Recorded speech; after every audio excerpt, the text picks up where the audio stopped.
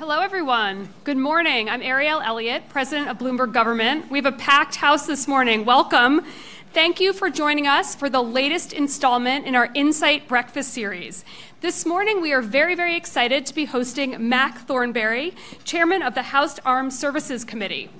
He has a lot on his plate right now, so we're lucky to have him here, including the Defense Authorization Bill, the highly anticipated summit with North Korea, and President Trump's recent decision to abandon the Iran nuclear deal.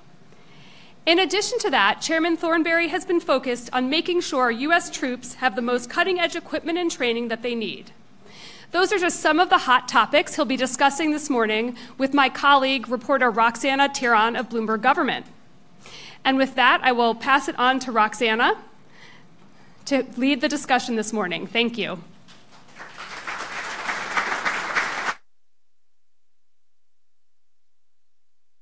Good morning, everyone. Thanks for being here. Thank you, Chairman Thornberry, for joining us. Thanks for having me. I will start off probably with maybe the easiest question.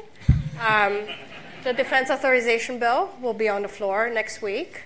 Are you expecting any controversial discussions and debates for the bill, and what is your prognosis this year? Will we see a bill before a conference report before December?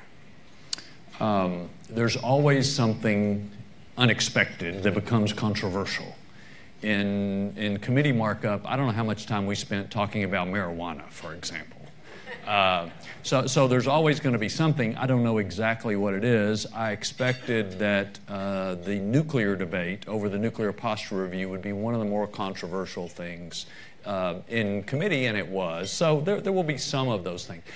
I think the big point, though, is that we agree about far more than we disagree with. There was a time when there were some, and not very many on our committee, but there were some who said, oh, this readiness crisis, you're just making it up to try to get more money, and et cetera, et cetera. Even some people in the last administration said that, talked about it being a gimmick.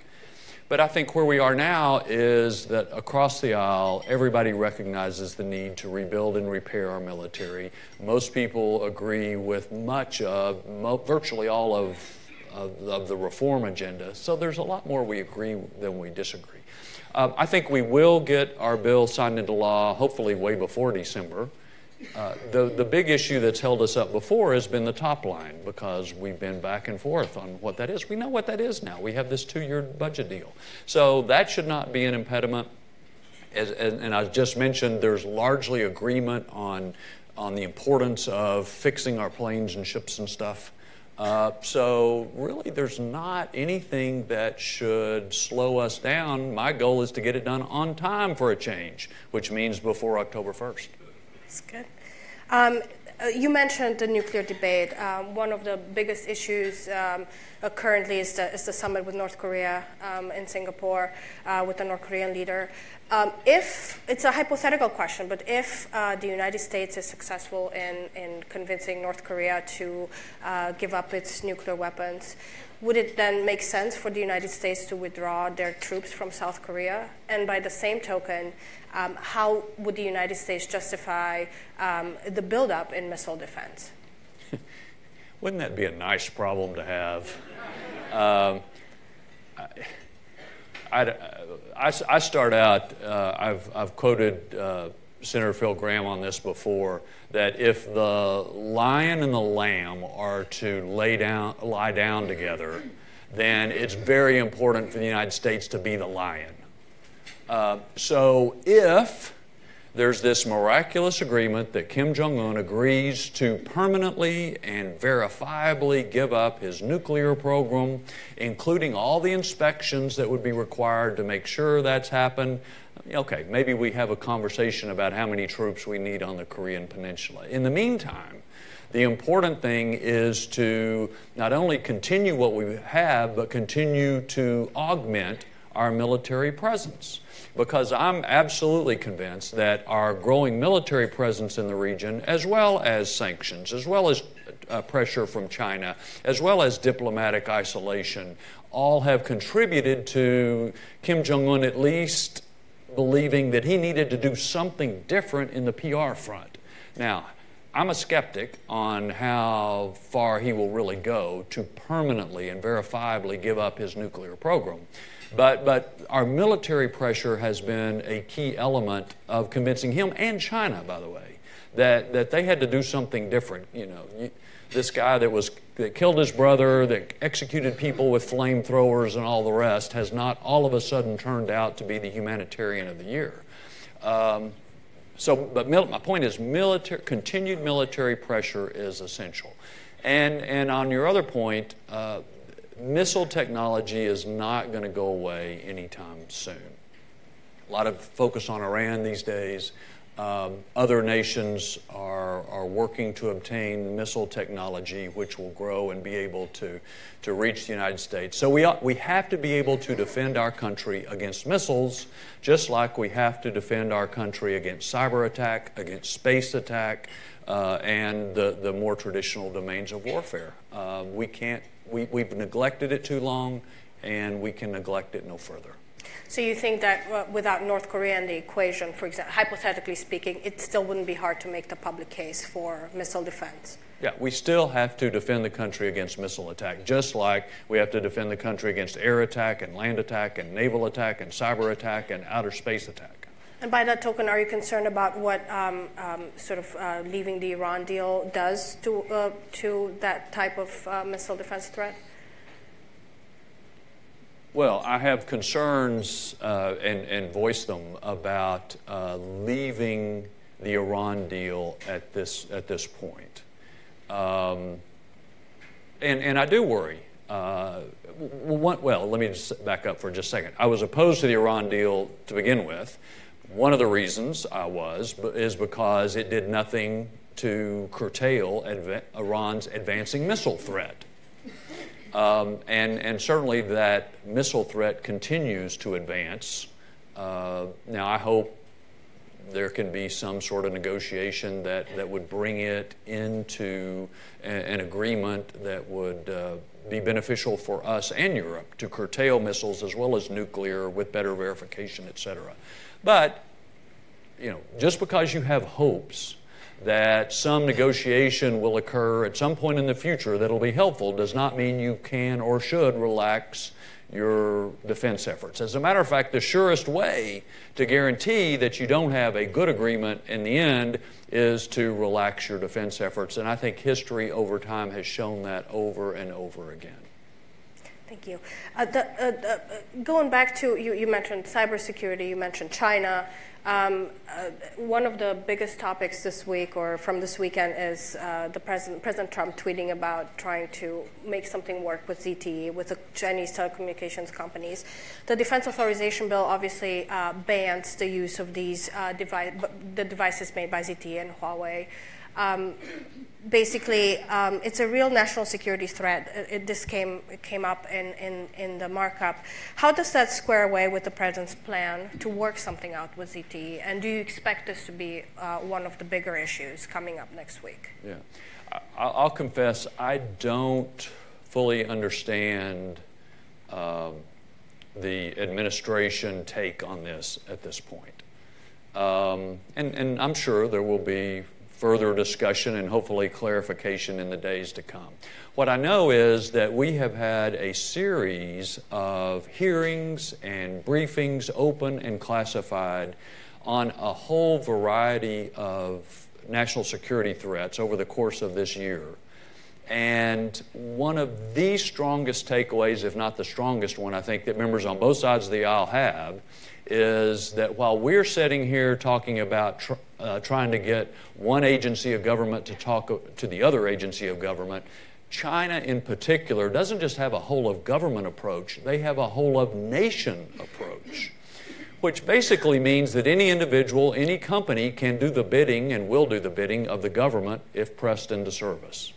That's their approach. It's not different from the private sector versus government. It is one unified approach. So when you look at sensitive technologies like telecommunications, of course ZTE and Huawei are going to do what the government wants them to do. And it's not a question to me of economics. It is a question of security. And not only compromising information that we may not want the Chinese to have, but if these technologies get embedded in our systems, they can represent a key threat to our being able to defend ourselves. So again, this has been a big issue throughout the year for us as we've really focused on some extent Russia, some extent Iran, but especially China's whole-of-nation approach. And that, of course, extends to various industries, including telecommunications. So would it then be safe to assume that that ban will remain in the House Defense Authorization Bill? I don't see a growing movement in the House to take it out. Now, we'll have to see what the Senate does, and obviously, with all provisions, you have to compromise or to work out the differences that may exist before you get a conference report that goes to the president.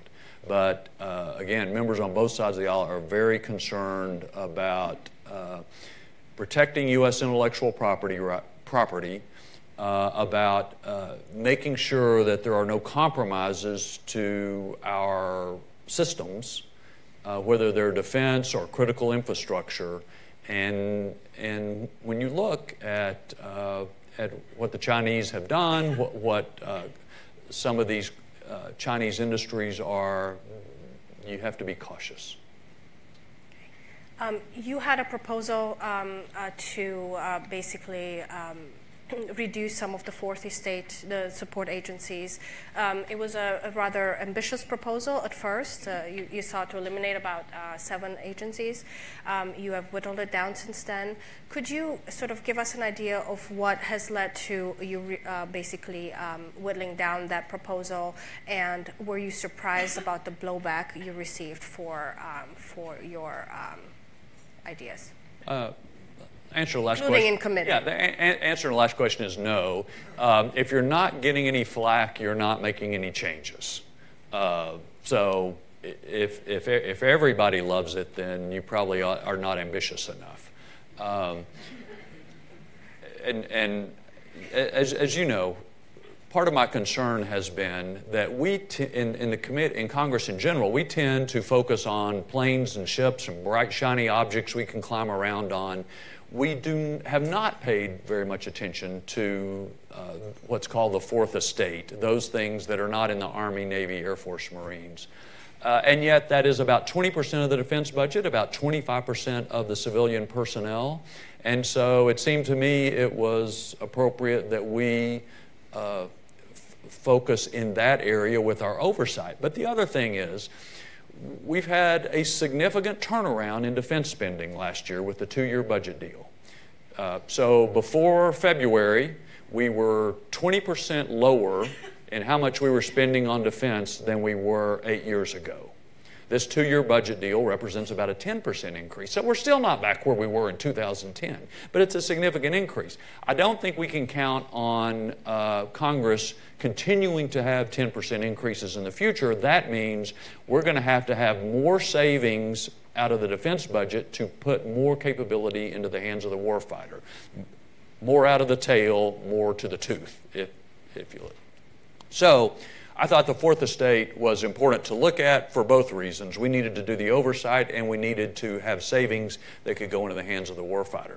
So actually, I did not change my objectives, which was a 25% reduction over time in the back office functions of these non-combat support agencies. And by that I mean the personnel, the IT, the internal logistics, just to run the agencies themselves. Not about the mission of the agencies, but about their back office functions. And you're right, I suggested that we get rid of 7 of them, which are duplicative and could easily merge into others, not needed anymore, et cetera. What I decided to do in the version that we voted on in committee was to give that discretion to the chief management officer at the Pentagon and let him figure out whether he wants to keep them or not. And so part of the big change that's happened is you have a Secretary of the Army, Navy, of course, Air Force Force. Now you have a chief management officer whose responsibility it is to oversee this fourth estate and to make sure they're running as efficiently as they should be, and to squeeze savings out, and to abolish them if need be. The one exception, and I was disappointed at this, is there is one of those agencies that we created in statute. And I didn't want to get rid of it, but I wanted to eliminate the statutory mandate so that the chief management officer could do what he thought best.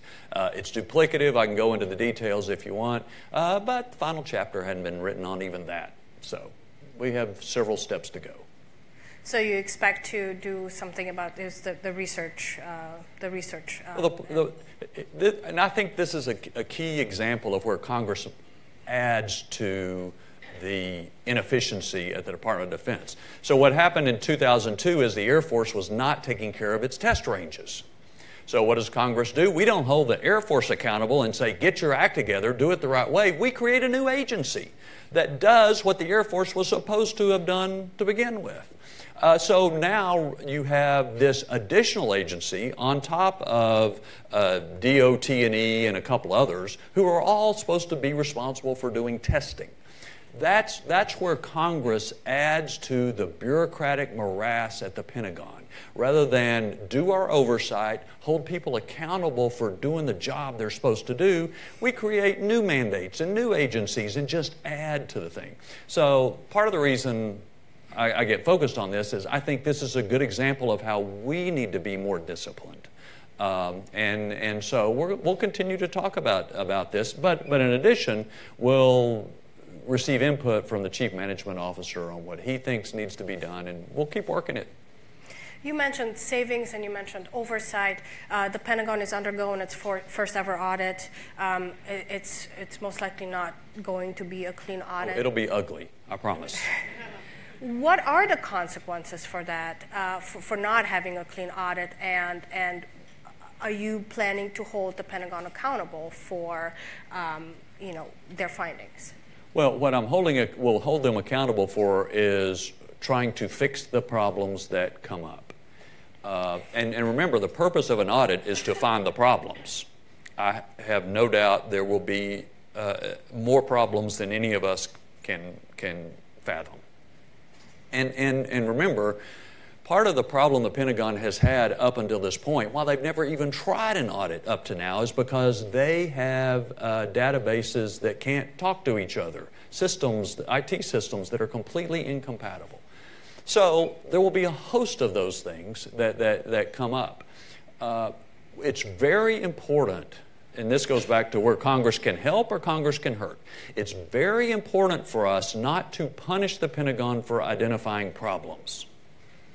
But we need to hold them accountable for having a plan to solve problems, understanding that you're not going to snap your fingers and have all of these databases that have been there for years or decades all of a sudden, be compatible with each other. So there needs to be a plan, and whatever problems they find, start with the most important first, and work systematically to make it better. And it'll take several years, but there's no reason the Pentagon can't have a clean audit if we are diligent about working on them and if Congress doesn't get in the way. When do you expect it's going to take about a decade to have a clean I don't audit? know. We'll see what it comes up with. I tell you what I am convinced of is the leadership in the Pentagon right now is absolutely determined to do this and to fix the problems. The first conversation I had with Secretary Mattis, right after he was nominated, he brought this issue up. I didn't bring it up. He brought it up. He said he was appalled coming back to the Pentagon after being gone for several years, that we had made no further progress. So from Secretary Mattis and Deputy Secretary Shanahan to Norquist, the comptroller, leadership is determined on this. And I think this is also, we talked about the budget increases and so forth. I think this is an important confidence-building measure for Congress and the American people to see that Pentagon leadership as well as the oversight committees are determined to find and root out and fix problems that may come. and a lot of people may not realize, it doesn't mean that we're spending the money wastefully necessarily, but it means we can't keep track of how we're spending the money, so we don't know. That's part of the reason this audit is so important. Okay. On the big cloud computing contract, the JEDI, the committee obviously has expressed concerns about it and is planning to fence about 50% of the program's funding unless the Pentagon details how it's planning to go about the program.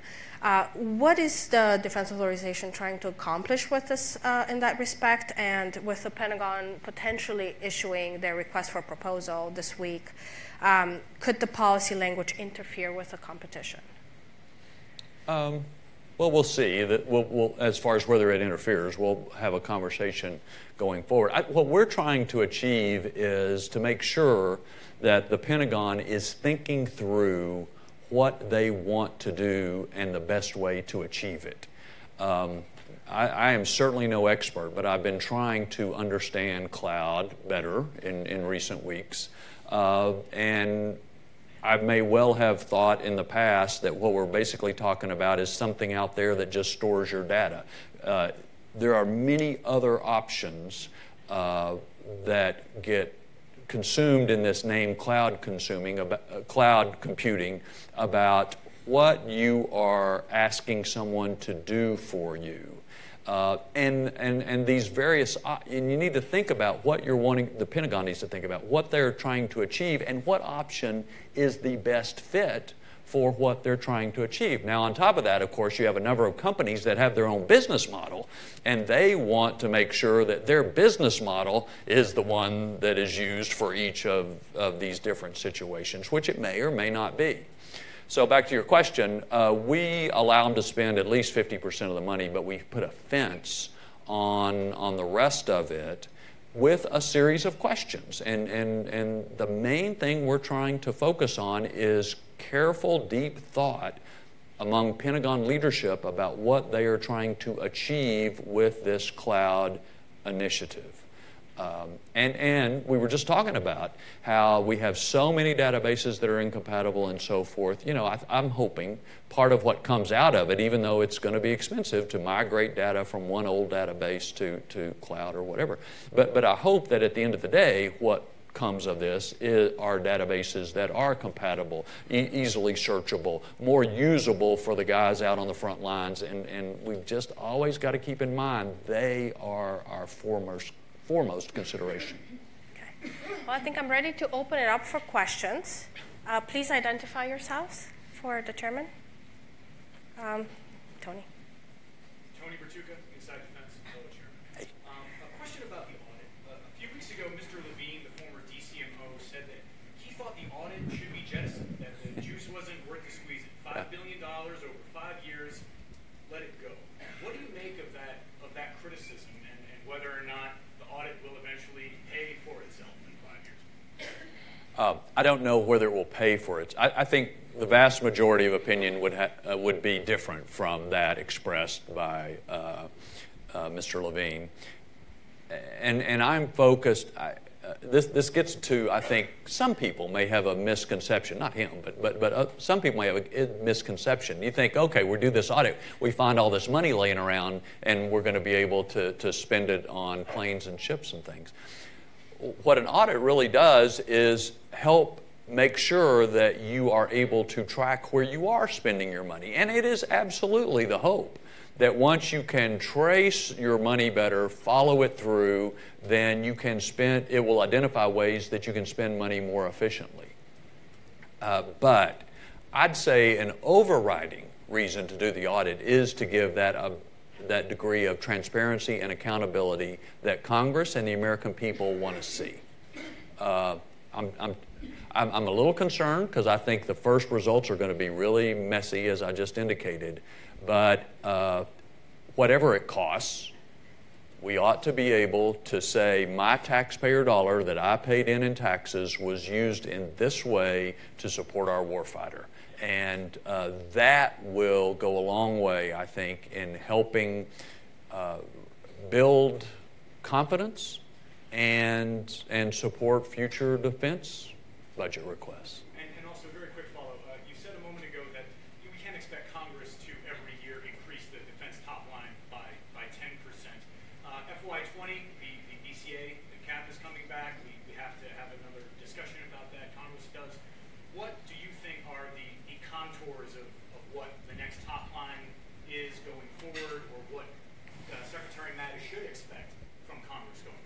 Well, what I know is that the Secretary and Chairman Dunford have testified they need 3 to 5% real growth just to not fall behind, just to keep up with what others are doing. So that's at least a marker to start with. But tell you the truth, I'm really focused on getting the benefit of the second year of the 2-year deal. Which means not only doing our bill on time, but having the appropriations to fund it on time. If we get into a continuing resolution till December, past the election, and then you start getting into the new Congress and so forth, we will have just lost much of the benefit that comes with this 2-year agreement. So I'm pretty much focused on what's right in front of my face. What can we do to give a higher degree of certainty for managers in the Pentagon than they have had in the past? And that will have a tremendous amount of benefit and efficiency. I think a lot of folks don't understand how inefficient it is to try to budget and spend money a few months at a time. There's no private business in the world that would do that. And so let's do this. And then, absolutely, we'll have to figure out 20 and 21 and beyond that. Tony, the back there. Tony Capaccio with Bloomberg. I have a cloud follow-up. Your committee, not only did you fence money, but you requested another report from the Pentagon. They just submitted a report last week from the Omni direction.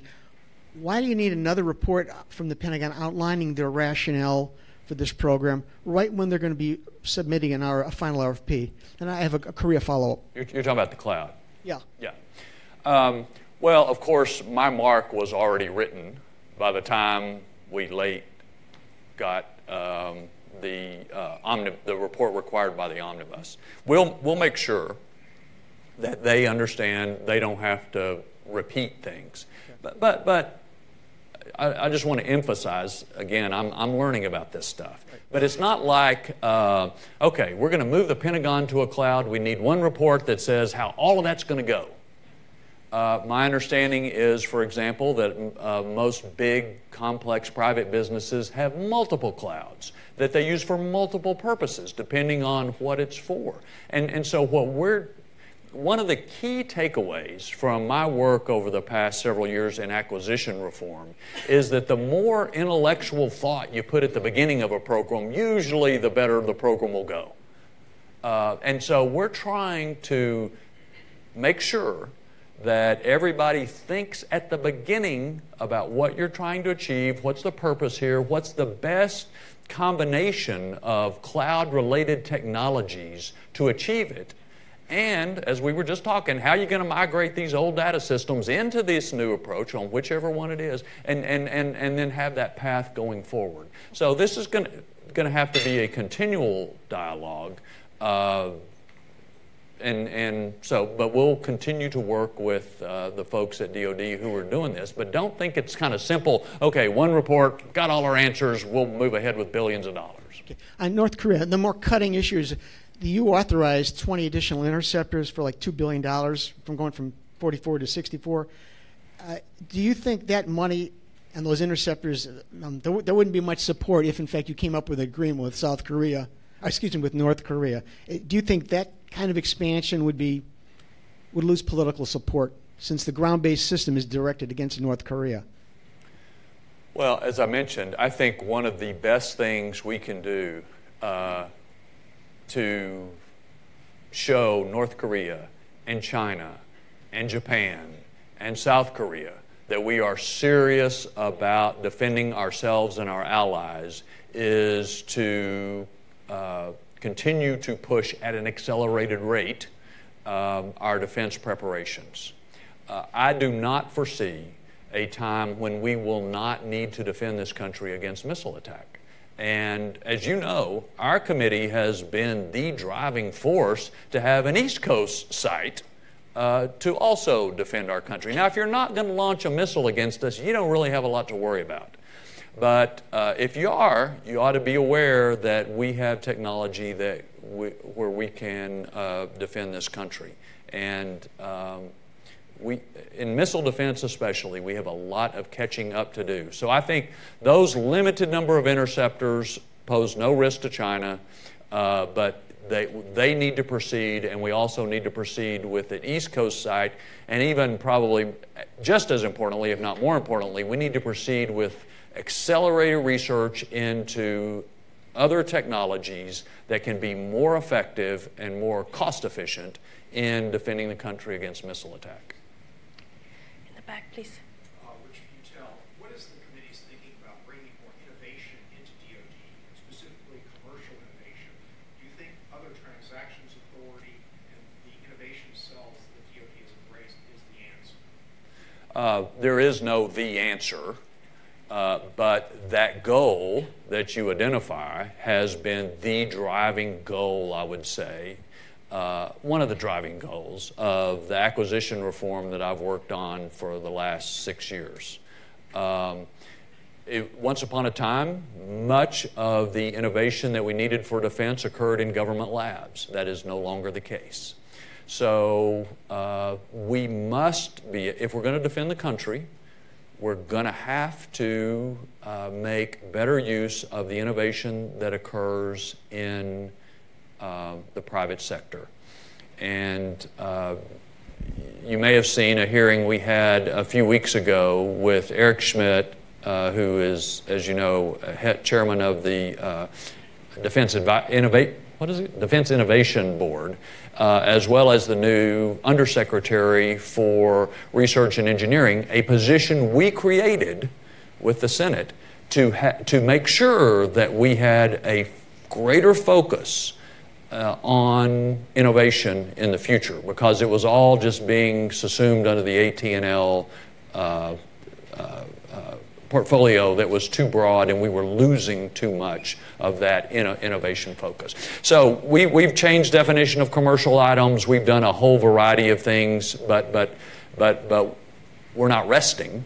There are a number of other items that we need to do, including figuring out how the department deals with intellectual property. Because we've kind of been through an episode where at least some people in the department say, okay, you've got this thing we're interested in, give us all your intellectual property and we'll tell you, you know, whether we're going to pay for it or not. Well, that's not going to work. And so there's a whole variety of issues to work our way through. Let me just finish with this one other point. Every year we put money into the Small Business Innovation, I can't remember what the R stands for, SBIR programs. I just saw a study that said virtually none of those companies continue to do business with the Department of Defense after their funding expires. Now maybe some of them get bought up by the big primes or so forth, but I think one of the areas for Congress and the department to really focus on in the future, because so much innovation, the big companies, yes, they do a lot of innovation, but in the commercial sphere, a lot of small and mid-sized companies do a lot of the innovation, and it is too hard for them to do business with the Department of Defense. So we created these programs, we'll give you a little money, but then if it just peters out and there's nothing left, you know, at the end of that funding, what have we really accomplished? So I just want to say it's very much on my radar screen to look for ways to track these small innovative companies, to make it easier for them to do business with the Department of Defense, not just for that one-time innovation that captures our attention, but to continue to innovate so that their innovation becomes part of a program of record, and that maybe they'll come up with a second good idea that we need to take advantage of. So commercial sector, yes, but especially small, mid-sized companies, we're not as user-friendly as we need to be. If I may interject really quickly, part of innovation would be to bring some non-traditional commercial companies to do business with the Pentagon. However, foreign investment sometimes in those companies may be an issue, particularly Chinese and Russian companies. Do you think sort of the reporting requirements also that are in the bill right now and the focus on trying to keep those type of companies away, would that reduce your access to potentially companies that can innovate and that can offer technologies? Well, I guess theoretically it's possible. But on the other hand, if the Chinese think that this company is really something that's worth putting a lot of money into because of potential defense applications, we need to be paying attention to it. These issues, as y'all know, extend beyond our committee's jurisdiction, although as I already mentioned this morning, this is probably the biggest aha moment of this whole year of hearings and briefings that our committee has undertaken. But there are efforts elsewhere in the House and also in the Senate to update the CFIUS process and also export control process.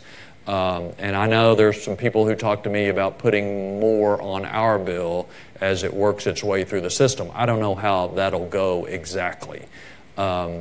But I am convinced that the Chinese, among others, are really good at understanding our laws and figuring out ways to get around them.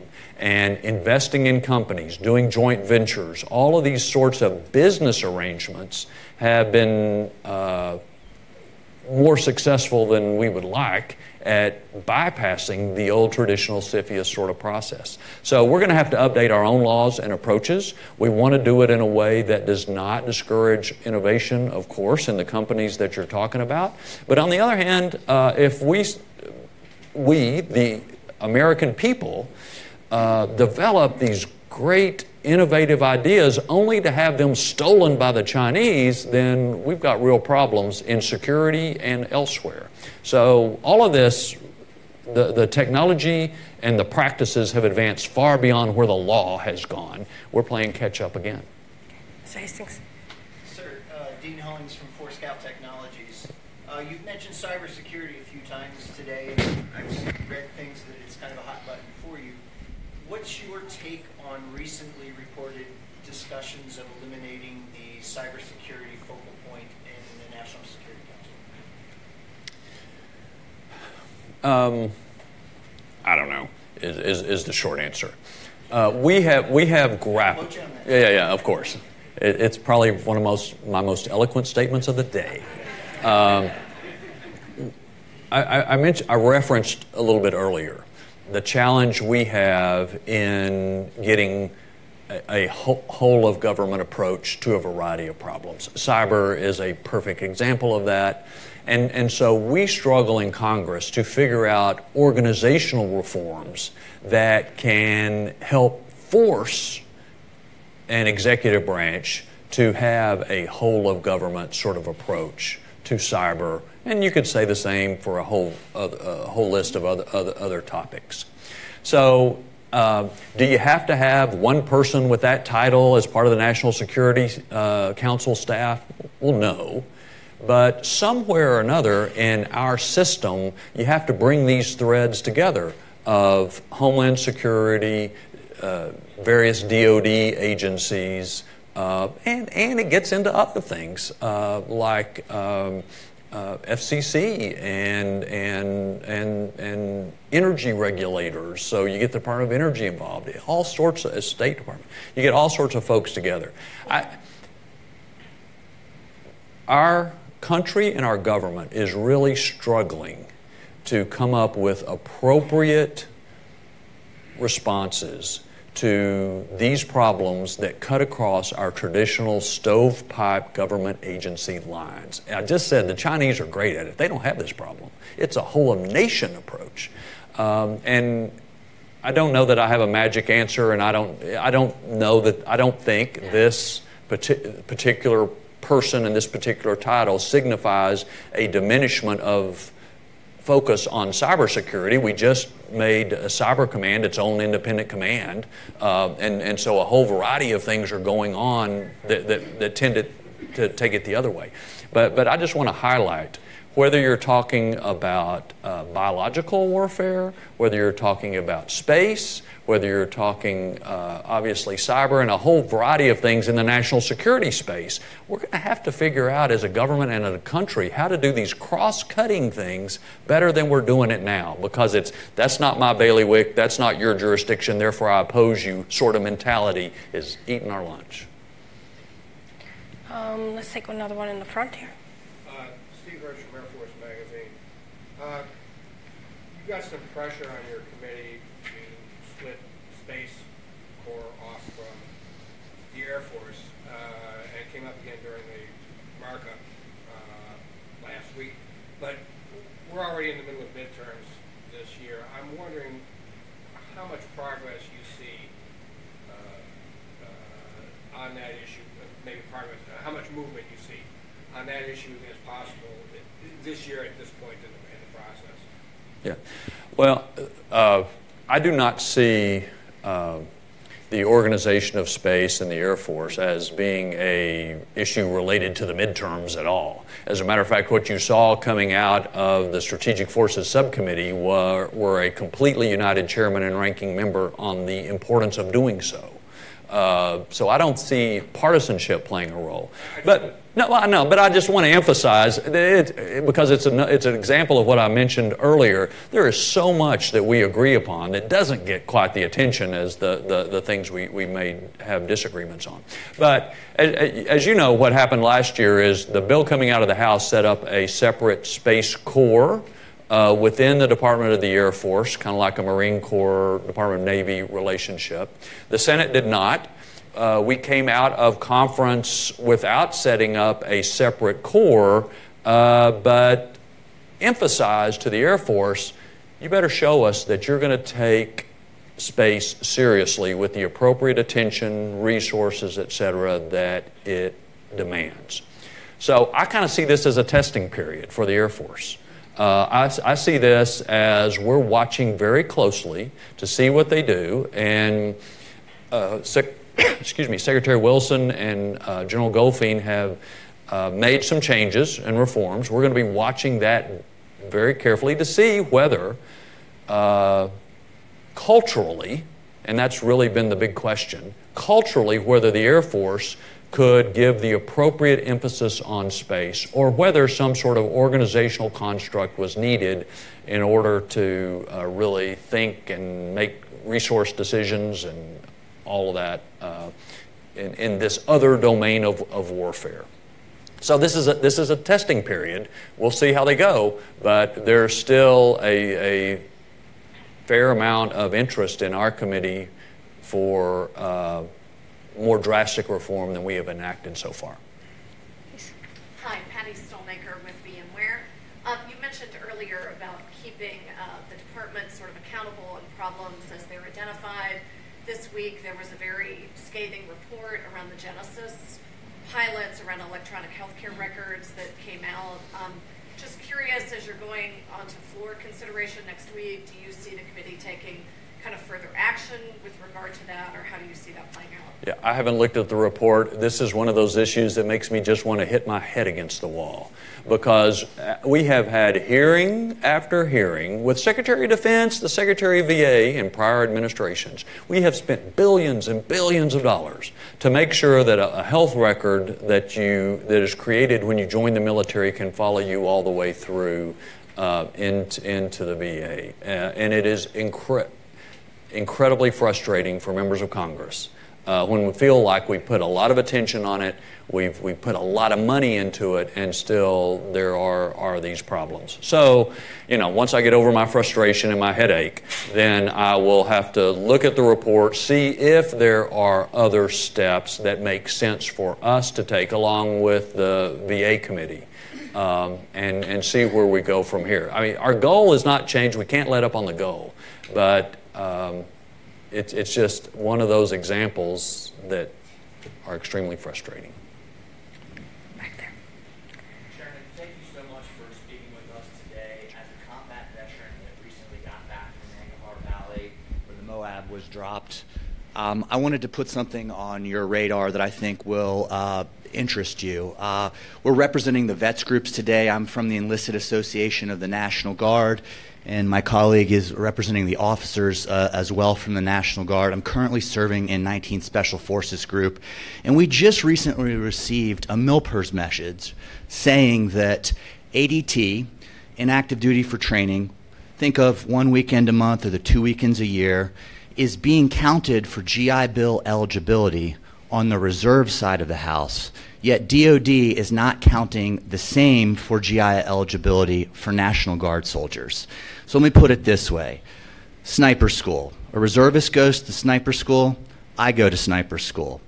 Same rank, everything is apples to apples. His service counts as eligibility for the post 9/11 GI Bill, mine does not.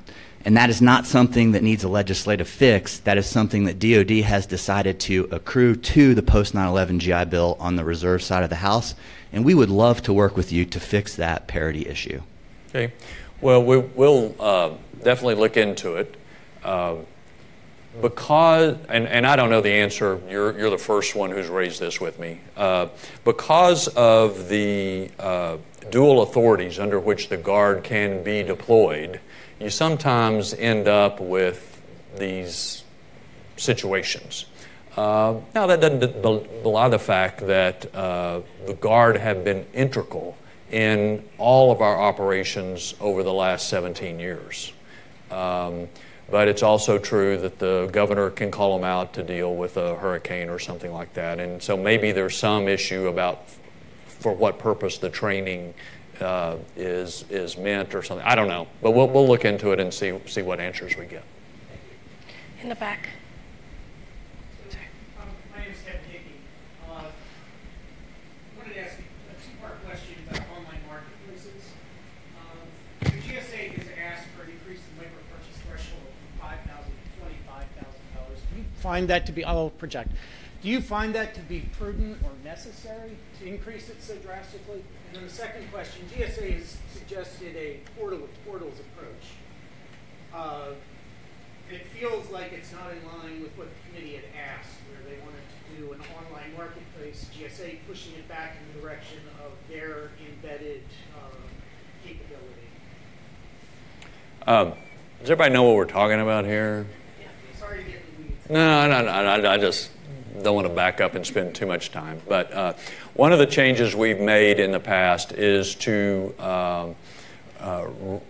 require that the government set up through GSA online marketplaces so that rather than go through all of the bid and protest and all of that sort of system that takes forever, or be limited to only a list of government-approved suppliers, that you could actually go online like every person in this room does, every week probably, buy commercial off-the-shelf items, have clear accountability, traceability for who made what decisions, and get it done quick.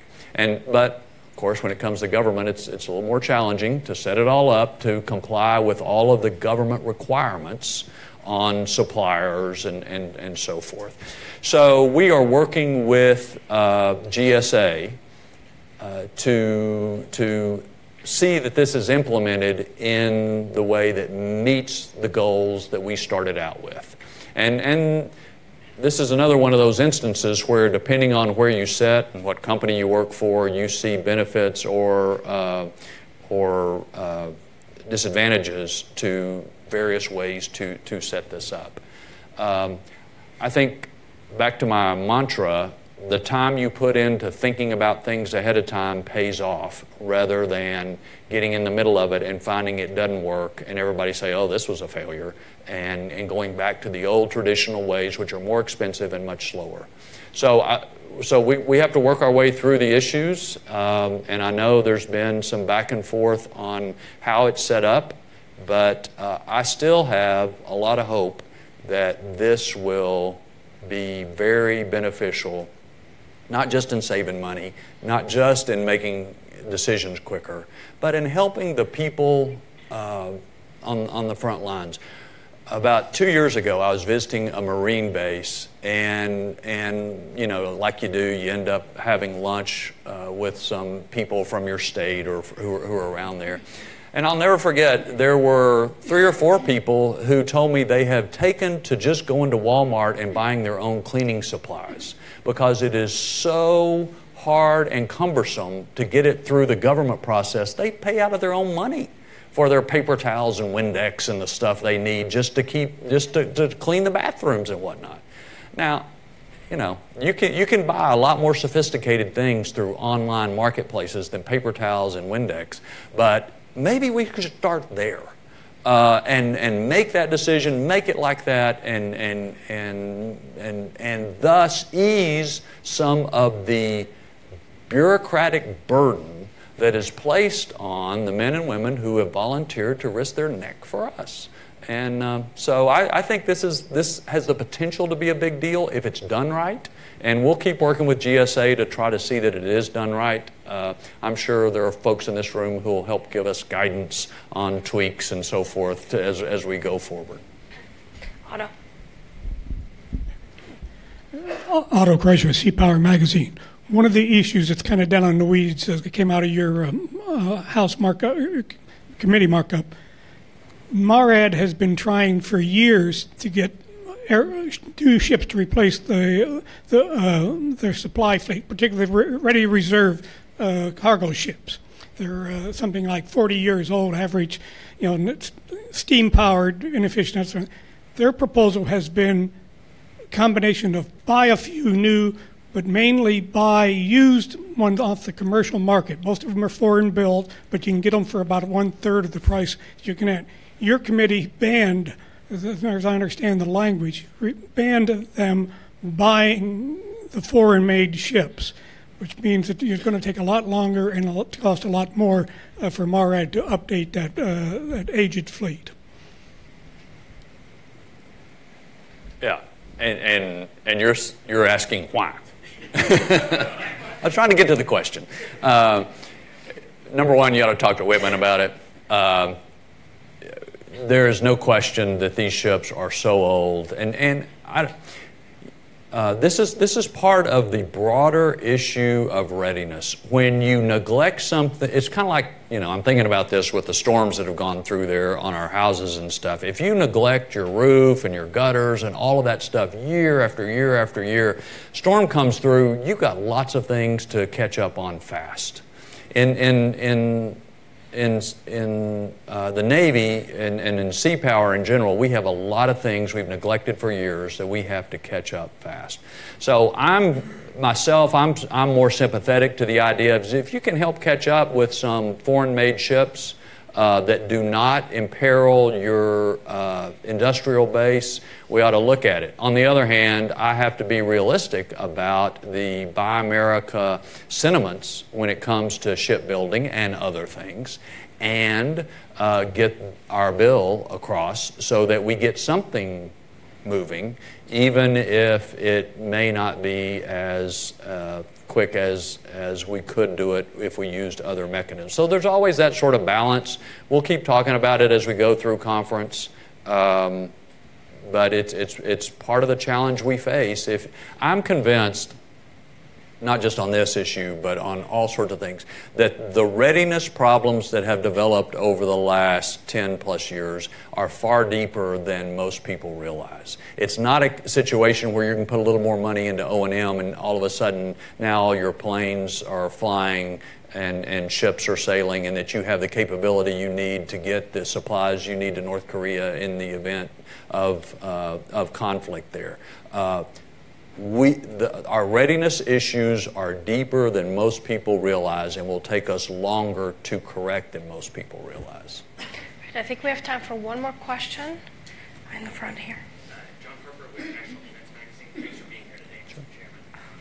A couple weeks ago, President Trump ordered DOD and the State Department and other government agencies to come up with an implementation plan to facilitate U.S. arms exports, particularly as it relates to UAVs. Is there anything in the HASC version of the NDAA that would sort of support that goal, make it easier for U.S. companies to export their defense equipment? Is that one of your priorities as chairman? Yeah. I'll summarize. The president announced a few weeks ago that he's instructing the administrative agencies to figure out a way to make it easier and quicker to get military equipment into the hands of our allies. And what do we think about that? General Dunford says that we have two overriding strategic advantages over any other adversary in the world. One is our ability to project power, and the second are our alliances. And focusing on the second for just a second, being a better friend, I think, is absolutely one of the things that we need to do in the world, because we can't do everything ourselves. We shouldn't try. We need allies to help us. And so it has absolutely been a goal of our committee, and it continues to be a goal, is to try to help facilitate enabling our close friends and allies to do more, to carry more of the burden of our mutual, to carry out more of the efforts toward our mutual goals. And we want to help in any way we can with that. And then part of the challenge goes back to something that we were talking about a little bit earlier. Technology moves quick, and our laws and policies do not move as quickly. So in the case of UAVs, we have all these restrictive provisions limiting the export of UAVs. So what's a friend and ally to do? They'll go buy them from somebody else where they're not so restrictive. So I'm not saying we open the gates. I am saying it is a delicate balance to make sure that key technology doesn't get into the hands of adversaries, and we were talking about that with China, versus being so closed down that we drive allies into the hands of China or others. And that's the balance. A lot of this is regulatory, and we had a huge number of frustrations in the Obama administration about how they were slow walking a lot of these arms deals.